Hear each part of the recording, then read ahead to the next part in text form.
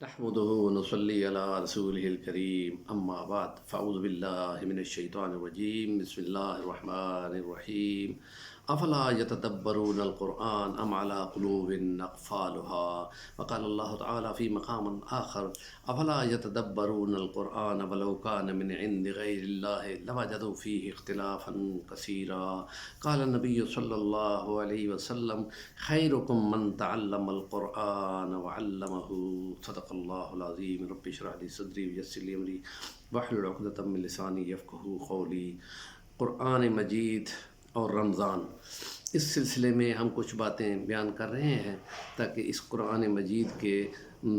رمضان کے مہینے میں اترنے کی مناسبت سے کچھ باتیں اپنے قارئین کی نظر کر دیے جائیں کہ قرآن مجید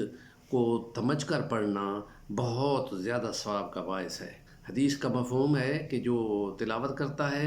اس کو ثواب ملتا ہے، ہر لفظ کے بدلے 10 نیکیاں ملتی ہیں،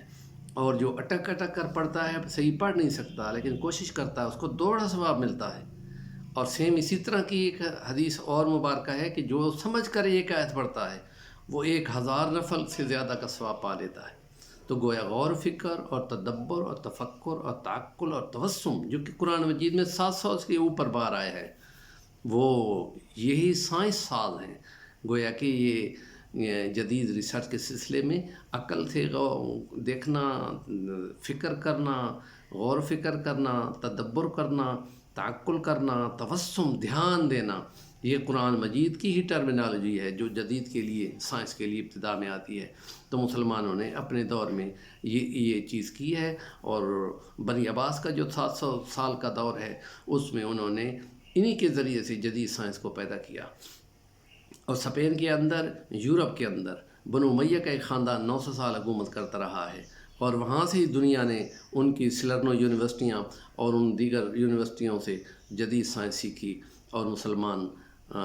وہاں سائنس کو، دنیا کو دے کر خود سو گئے 1200-1400 سال کی عیسوی تک پہنچا کر۔ تو مسلمانوں کی یہ ابتدا تھی کہ جو قرآن نے ان کو دی ہے، کیا وہ غور نہیں کرتے کہ جو کیا ان کے دلوں پہ تالے لگے ہوئے ہیں،